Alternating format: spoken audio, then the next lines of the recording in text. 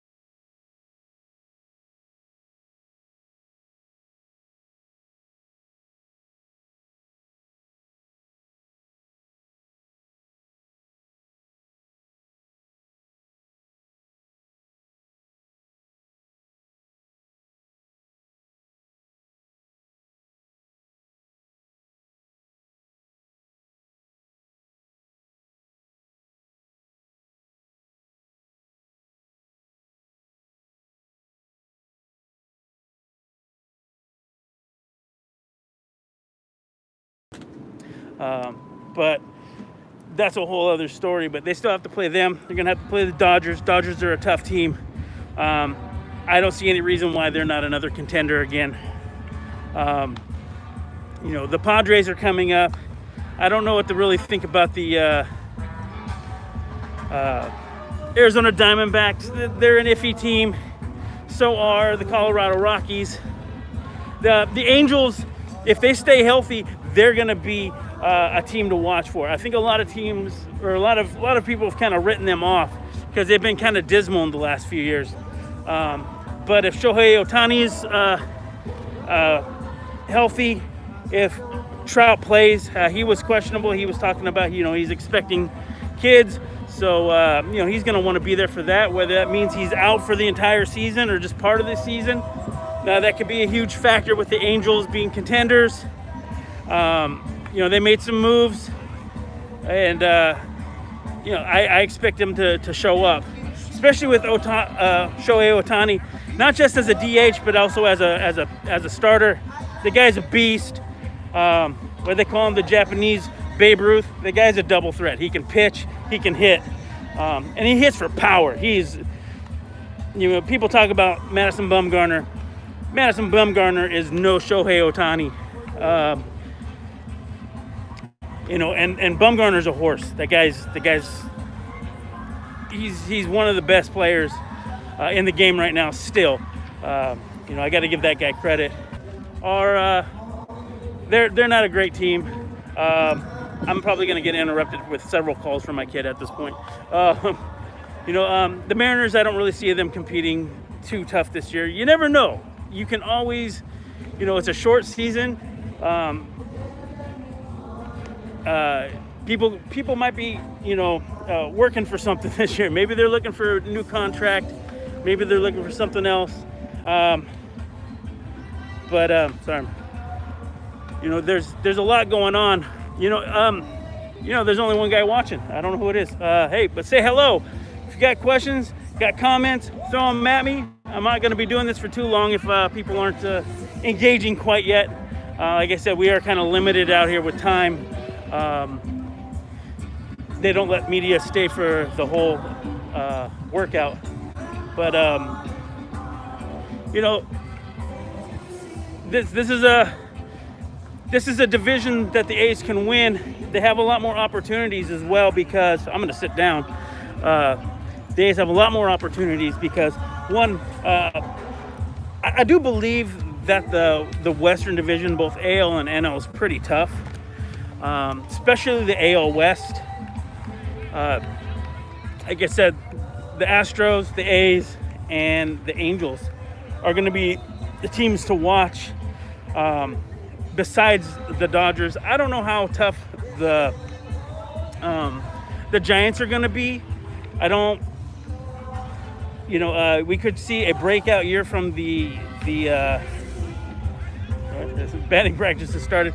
Could see a breakout year from San Diego.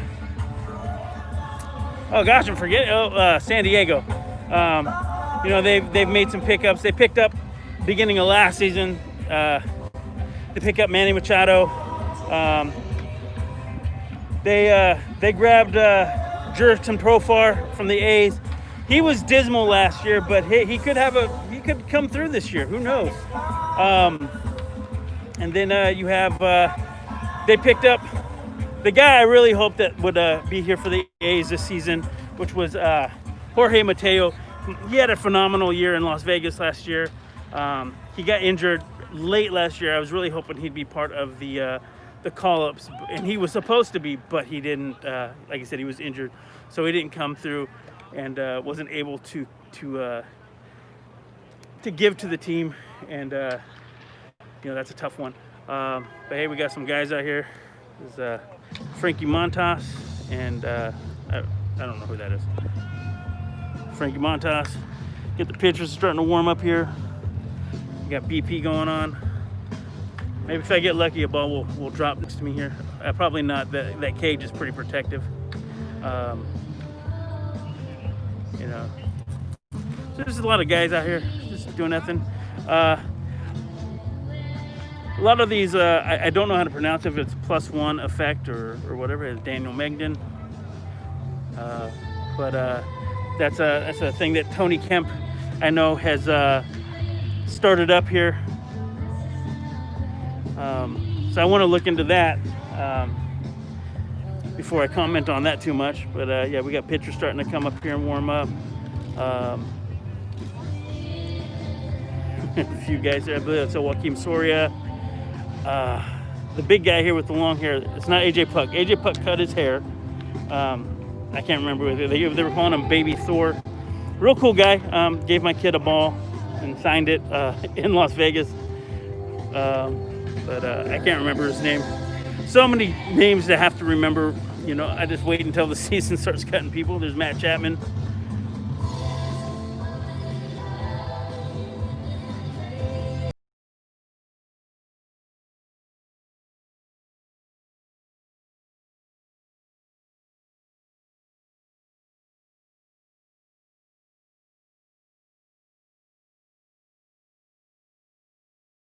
It's good times out here.